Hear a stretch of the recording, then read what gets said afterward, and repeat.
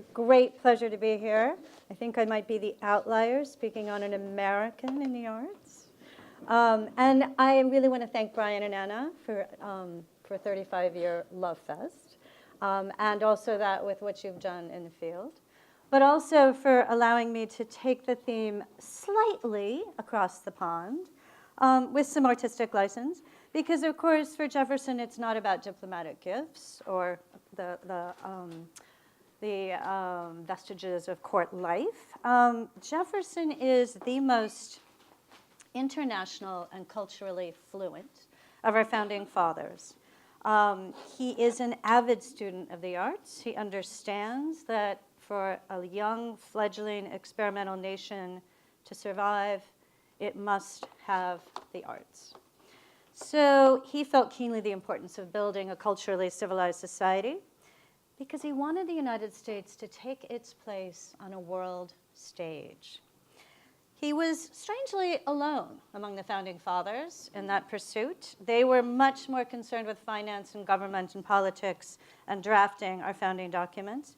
Congress did not even grant diplomats funding to furnish their houses abroad. As you will see, Jefferson furnished it to a high standard. So I'm going to show you Jefferson, the connoisseur, the proselytizer, and the effect of his pursuits on the arts in America.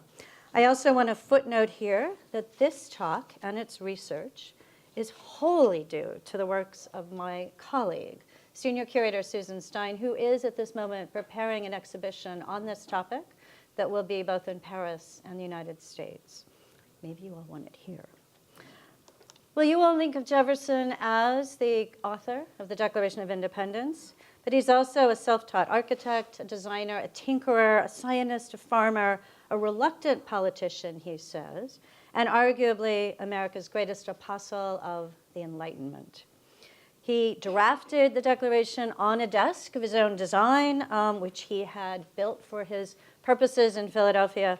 But let's not forget what he is most famous for, arguably the most famous sentence in the English language: "We hold these truths to be self-evident, that all men are created equal, that they are endowed by their Creator with certain unalienable rights, that among these are life, liberty, and the pursuit of happiness."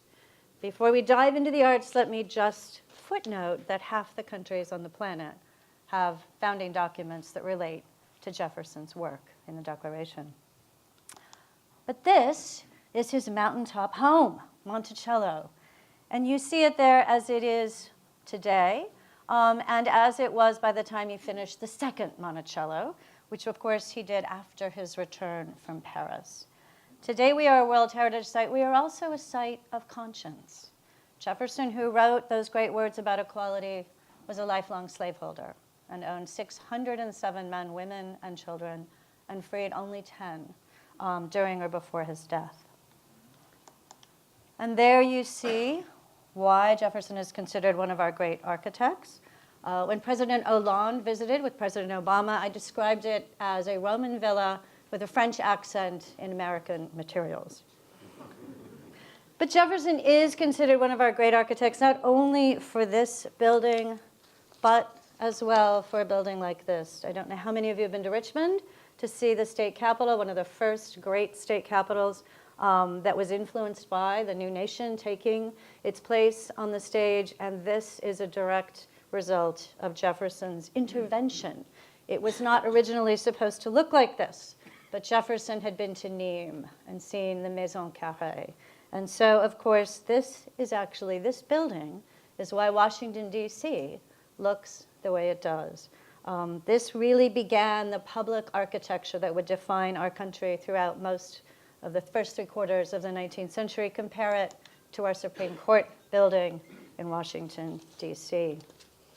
And the last, perhaps greatest of his architectural works, some of you recognize this, his final work, the University of Virginia.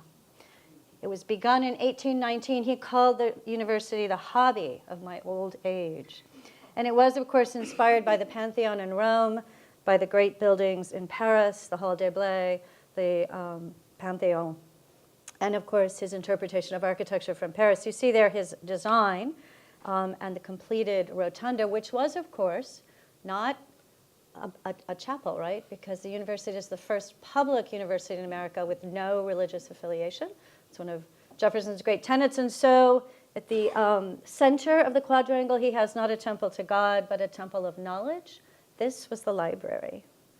So let's contrast this with where we begin with Jefferson. I think to understand his influence, you have to understand where does he grow up, what is influencing his understanding of the arts, and this is the architecture he knew growing up. This is the College of William and Mary in Virginia, these brick Georgian buildings, and Jefferson, looking back, did not admire this architecture.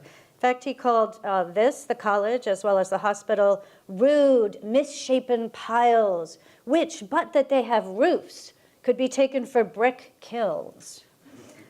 The genius of architecture seems to have shed its maledictions over this land. So he's decrying American architecture at this period. So this is maybe a good time to share that Jefferson grew up in the wilds of central Virginia. His father was a surveyor, his mother a Randolph, American, at that time, local British aristocracy. His father died when he was 14. He begged his wards by age 16. The first letter we have surviving from Jefferson is to beg his wards to let him get an education and to go to William and Mary, which was the only college in Virginia at that time, and one of the only a very few. It was founded right after Harvard in the colony of Massachusetts. And it was there at William and Mary that he was introduced to books and learning and the Enlightenment and the arts. But let's face it, this is a rather provincial colony compared to the city in which we are standing. This is a common dining room in which he would have, a typical interior of its time, a far cry from the salons of Paris or the drawing rooms of London. It's hardly aristocratic, simple middle-class taste. That's the Peyton Randolph house, and this is the sort of portraiture that he would have known. Gainsborough, it's not. These are the owners of that house. I think the most sophisticated art he would have seen in the colonies was perhaps this by Matthew Pratt, a B-level artist who was exhibiting in the colonies. Actually, this was on view in Williamsburg while Jefferson was there. And Pratt described himself as lately from England and Ireland, but last from New York. And this is perhaps the finest dining room he would have known, the Governor's Palace in Williamsburg. And this was perhaps a crucible for his development, because here he played violin for the governor. He enjoyed rich conversations with his tutors. And I would argue here in Williamsburg, and perhaps in this room, the spark was lit for Jefferson to aspire to be a global citizen. It was in Williamsburg that his love of books began to be fired up. One of the first he bought, of course, was this on architecture, James Gibbs. He comes of age very quickly, inherits his father's plantation, which has a mountain, not then called Monticello. The house then was down below. And he begins to design a home for the mountaintop. He very quickly discovers Palladio. If there are two influences on Jefferson's architecture, as I said to President Hollande, one is Palladio, the second is Paris. He models his first house directly from Palladio. This is Monticello 1. It obviously doesn't exist today because when he came back from Paris, he ripped it all apart and rebuilt it. But if you take a look at that two-story center portico and the elevation behind, compare it with the Villa Cornaro in Palladio, and it's very, very indebted to Palladio's influence. All of which is to say that by 1782, none other than the Marquis de Chastellux, who's a Revolutionary War veteran, a French nobleman, who visits that year, you can see how he describes, in his slightly French and pompous way, a compliment to Jefferson, the first American to have known how to shelter himself from the weather using the fine arts. And this is before Jefferson goes to Paris. So that Monticello 1 on a mountaintop in the wilds of Virginia, where as a boy, Jefferson remembers Indian parties coming through on their way to Williamsburg to pay tribute to the British governor. So you can imagine that this was really quite an anomaly in the neighborhood. And then Jefferson goes to Paris. He arrives in Paris in 1784, And that's a pivotal moment in the city's transformation from being a medieval city to becoming a very neoclassical, progressive city. The walls, the gatehouses, new public buildings like the Hall de Blé, the Palais Royal with restaurants, salons, theater, and galleries, all of this inspire him.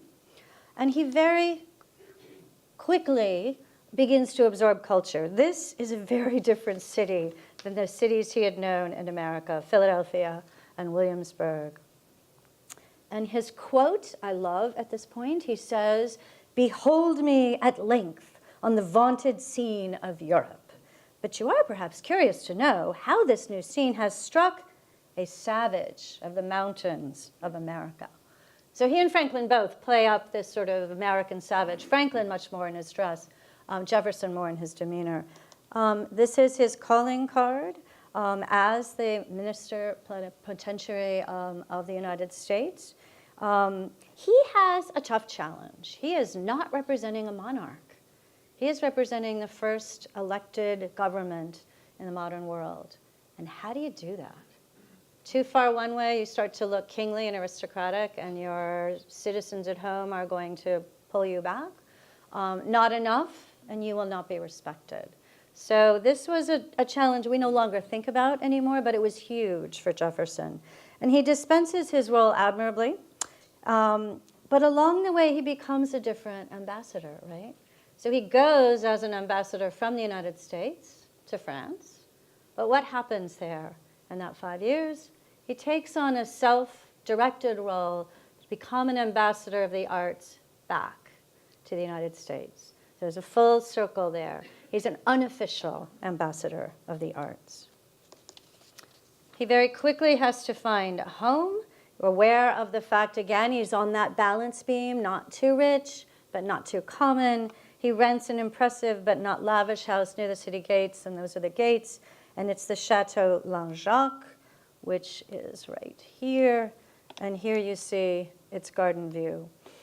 He isn't royalty or aristocracy, but he does want to represent the nation in a fitting and respected manner. And he has to pay out of his own pocket to furnish this house. And Congress never reimburses him. We'll see what happens with that. He begins, of course, to study the architecture and the arts in Paris and France. And when he goes to Nîmes, it is this building that results in the first profound effect on American architecture. This is Hubert Robert's painting of the iconic Maison Carrée in Nîmes, a Roman temple. Jefferson sees it and calls it the best morsel of ancient architecture now remaining, end of quote.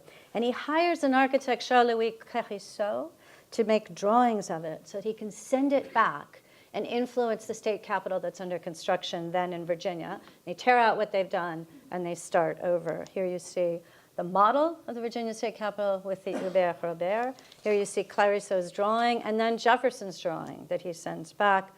And here you see an early painting of that capitol in Virginia on the river. It's a stunning intervention in the American arts. But he also introduces fine sculpture. As they're completing that commission for the Capitol, they ask Jefferson, well, we need a sculpture for the rotunda. We need George Washington. Who should we get? And of course, Jefferson recommends Houdon, the greatest sculptor of the age in his view. And so the resulting sculpture remains there today. It's one of the great pieces of public art in America. It's a pinnacle moment in American sculpture. Jefferson goes to the Salon of 1787. He's aware of Houdon. He sees these works, and he begins to become a collector. And so you see here some of the plasters that he brings back of Houdon's work. Even with the terracotta finish, he has a little extra in a vial in case something gets chipped. He has Lafayette, he has Franklin, he has John Paul Jones, and he commissions his own portrait. And here you see the marble that is in the Museum of Fine Arts, Boston. I will show you a little later the plaster version that we retain at Monticello. So by 1786, we see him accepting and confirming this reverse ambassadorial role, and he explains a little bit why. You see here also a portrait he commissions of himself in London when he and John Adams are here on their visit. But he says, I'm an enthusiast on the subject of the arts, and it's an enthusiasm of which I am not ashamed, as its object is to improve the taste of my countrymen, to increase their reputation, to reconcile them to the respect of the world, and procure them its praise. Now, that leads, by 1813, so we have Chastellux in 1782 saying, this is the first man I've seen in America who understands the arts. And by 1813, Benjamin Latrobe really pays Jefferson the great compliment that I use in the title, you have planted the arts in your country. Well, this might all seem rather obvious. Why wouldn't he? But this was not the prevailing view. So if we take a look at this quote from John Adams to John Trumbull, you will see that Adams isn't so keen on the arts. He thinks they're rather distastefully aristocratic, that they might, in fact, be on the side of tyranny, monarchy, and despotism. Well, this is a second building that has great impact on Jefferson. This one in Paris, some of you recognize it as the Legion of Honor today. It's the Hôtel de Salm. Jefferson is violently smitten, in his own words, and goes daily to the Jardin des Tuileries and rents a chair and has to look over his shoulder with his spyglass to watch how they're putting a dome on that house. And it's the first time he sees a dome on a private residence. He's watching it being built. He has to get a massage every afternoon, having done this every morning. And here you see the effect of the Hôtel de Salm on Monticello. He comes back, pulls apart Monticello, and rebuilds it with the first dome on a private house in America. But he also has an influence on paintings. This is John Trumbull, an American artist, 1777. Here's the small miniature he paints of Jefferson while he's in Paris. He visits Jefferson, he stays with him. This is 1788. Jefferson has been frequenting the salons. This is the Salon of 1787 at the Louvre. Jefferson is keenly aware of the arts that are current in Paris. This, in fact, he describes as one of his favorite paintings, The Death of Socrates. Obviously, the highest form of painting, history painting, right? And he proceeds to influence Trumbull to take on history painting, but bring it forward to the American Revolution. And so Trumbull's famous painting of this iconic moment in our nation's history is begun at the Hôtel de la Jacques, when Trumbull is staying with Jefferson, and Jefferson recounts to him the scene and helps him with some of the details and the personalities. Trumbull goes on to paint the surrender of Cornwallis and ultimately this great series that hangs in the rotunda of the US Capitol. But Jefferson is concerned as well with the old masters, and he begins collecting. And in those days, you couldn't buy necessarily so easily the prints or the photographs. You commissioned copies. And so he went to the Marchand Mercier, and he commissioned copies of Domenichino and Guido Reni and Raphael. And as you will see, they first decorate the Hôtel de la Jacques, and then they come home to Monticello. This is a little bit of his interest in the decorative arts. All of these things he acquires, some of these things he designs and has made in Paris, and they are part of his expression of taste, both as ambassador and then when he returns.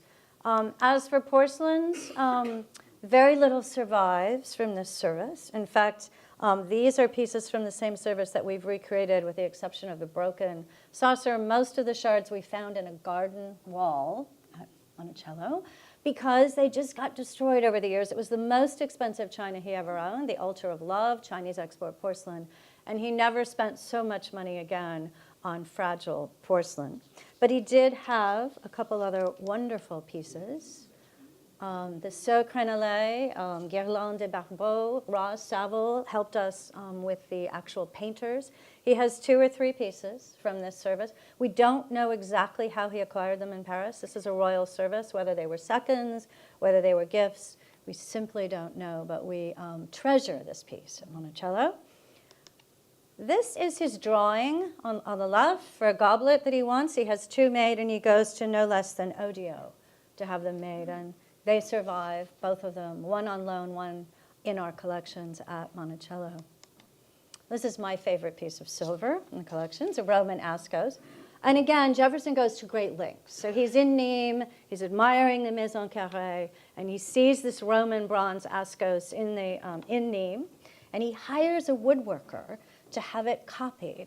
So you see the wooden model, and then the wooden model is lost. He hopes to have it copied in Paris, but he loses the model. He finally gets it, takes it to Philadelphia, and has a Philadelphia silversmith create what becomes his chocolate pot. The family, however, calls it the duck. Again, Jefferson exercising his architectural and design talents and designing a silver urn. And this is the gift he gives Clarisseau for his wonderful drawings of the Maison Carrée. He sends William Short, after he's back at Monticello, he wants some candlesticks. He draws out the neoclassical design he remembers and that he wants. And these are the candelabra that result. He furnishes the Hotel La Jacques with a set of 18 chairs. These are two unrelated but similar pairs. He also has chairs by Jacob. These are unmarked, but there were 10 chaises, 6 fauteuils, and 2 bergères, all of which find their way to Monticello. He even designs his own mantel clock. And thank heavens, Chantreux, who executed it for him just after Jefferson finally had to return to the United States, realized that you can't hang a clock from chains. It won't really work. So Chantreux improves upon the design slightly, and we have this clock still. You'll see it in a moment. But he returns to the United States. He thinks briefly. It turns out to be permanent. And then he has to have his things sent from Paris. And it's described as a monstrous packing list. And you can see 86 crates of furnishings. These include not only the china and the furniture and the paintings we've seen, but also cookware, French copper cookware. You know, he takes a slave with him to learn French cooking. So Monticello is never without French cuisine again the rest of his life. So he is cultivating the arts on multiple stages. And this is what things look like at Monticello when these 86 crates do come home and things are installed. There are actually in this room 24 portraits and 17 paintings. So we haven't gotten them all back yet. We continue to look.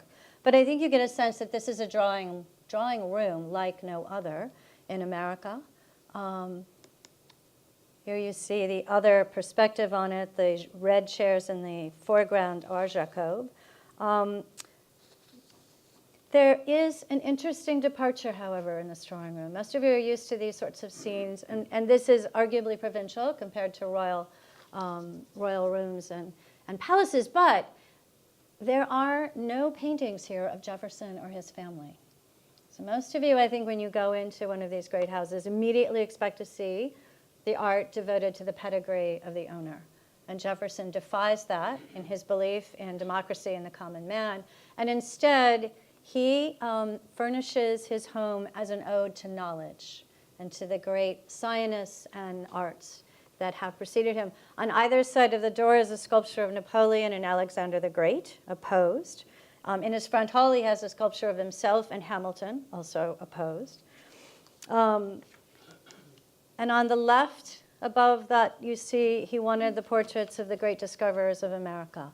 He actually sends, he has an Italian friend get these copied from all but one from the Uffizi. And on the other side, he wants the great founding fathers and revolutionaries, his own contemporaries. And then on the third wall, his triumvirate of worthies. He thinks the greatest 3 men that ever lived: John Locke, Isaac Newton, and Francis Bacon. His bedroom at Monticello, arguably the most French room in America. The first house in America to have skylights, an alcove bed, triple sash windows, French damask upholstery, and there you see the clock. He claims that in 60 years, the sun never caught him sleeping, that he always, as soon as the light was on the hands of that clock, he was up. Well, this is a room devoted to the arts of power and the way that power uses the arts. So this is the dining room. And it's not only painted in the most expensive paint of its time that he discovers in France, chrome yellow, but it also is a room that was designed for privacy. So those of you who have been to Monticello know about that funny little dumbwaiter on the side of the fireplace that brings the wine bottles up from the basement. And this is, of course, another dumbwaiter. Jefferson is in Paris those 5 years leading up to 1789, the Revolution, right? So he's very familiar with the small private gatherings and dinner parties where power is being plotted. And he understands the art of power. And he thinks of a dining room as a place to exercise that art with fine furnishings, with fine arts, with fine dining. And lest you think I press that influence too far, it is, after all, a dining room in New York and a dinner party that Jefferson hosts that results in Washington, D.C. being located where it is. Have you seen Hamilton? The room where it happened? So the grand bargain is when Hamilton wants the federal government to assume all the state debts. He's the great financier. Jefferson stands off opposed, does not want the federal government to have all that power. So the South and the North are really at odds here. Hamilton and Jefferson are walking down the street in New York. Hamilton looks downcast. Jefferson, not yet quite as arch a rival as he would become, says, "What's wrong?" Hamilton says, "I can't get this to work at all." Jefferson says, "Come to dinner." And he has James Madison at dinner with him, the other great Southern representative, and they strike a deal. We will support the states giving up their debts if you will locate the capital of this new country on the Potomac, what becomes Washington, D.C. So that's the art of a power dinner party. In that dining room, he, again, is promoting constantly his fledgling nation, what he thinks is one of the great wonders of America, Niagara Falls, what he calls the Cascade of Niagara. He supports Vanderlyn. The two on the top are by Vanderlyn, encourages Vanderlyn. As he had encouraged Trumbull in the history painting, he encourages Vanderlyn and others in the arts of landscape. Here you see two paintings by Vanderlyn and Trumbull on the top, Edward Hicks and Thomas Cole on the bottom. And it's not, it's in part due to Jefferson's influence that Thomas Cole and the Hudson River School then begin to take off. This is the front hall at Monticello, a museum of its own, right? American arts as well as, Ariadne, the European sculpture, Cheops, the pyramid, the arts, the maps of Africa, and of course the old master paintings. It's a complete and utter melange. And he sets it up as a museum because at any one point after he returns to Monticello from being president, there are 25 people waiting to see him in that front hall. So he sets it up as a museum of old and new world arts. But his influence on public art continues. The North Carolina State House wants a sculpture of George Washington too, and by this point, they ask everybody for advice. How are we to do this? They write to Jefferson, and he gives them a 5-page manual on who they're going to get, Canova, where the marble is going to come from, Carrara, exactly that it should be seated, it should be an ancient dress, describes every bit of it. And after that, they throw away all the other advice, and they absolutely, down to the letter, do exactly what Jefferson tells them to do. Washington is dead by this point, so Jefferson recommends that they use the Carracci portrait. If any of you are in New York, there's a fabulous exhibition on this work of art by Xavier Salomon at the Frick on Canova.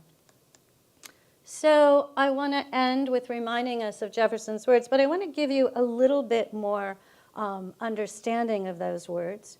Jefferson is the great defender of the common man. More than any other founders, he is constantly saying anything they can, they will. They just need education. Hamilton and Adams are much more on the elite side of things. They're actually trying to get Washington to agree to become a king. So there's this whole divide as this fledgling experiment in the nation is taking shape. And Jefferson, I think, in part, wants so much for the arts to come back to America, but also to show that these really can be democratic, that only with education then citizenry can rise to that level, not only in the arts, but to govern themselves. And so he really devotes the rest of his life to advancing the nation that he has helped to build. And his last great contribution, both to education and the arts, is the University of Virginia. Now, he's in his 70s when he begins this project, and he doesn't just design it. He buys the books, he hires the faculty, he's the first rector. He basically writes the bylaws for it as well. And it's, of course, inspired by being in Paris. Here you see it on the great historic lawn. We share our UNESCO World Heritage Site with the University of Virginia. And each of those pavilions in which the early professors would have lived was a different order, so that he could teach architecture to all of the students just by where they lived and their classrooms. And it's had effects all around the world as well. This is the Jefferson Auditorium at Tsinghua University in Beijing. And so as we look at Jefferson's plaster of his udon, I want to give Brian and Anna their very own.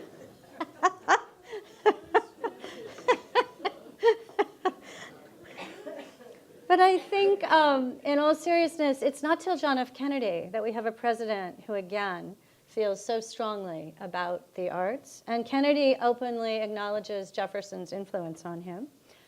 And today in Paris, dedicated on July 4th, 2006, the sculpture by Jean Cardot of Jefferson standing, looking at the Hotel de Somme. Finally, he's not getting a neck, you know, turn around. And he's holding the Declaration of Independence in his hands. And he's looking forward and he's looking to the future, as he always did. And I ask us to think about that as well. He's looking to bring the arts back to the Americas as cultivation for every common man. And as we today talk about these beautiful things, I like to challenge all of us to think about how inclusive and diverse we must be as we take those things we love out to our audiences. Thank you.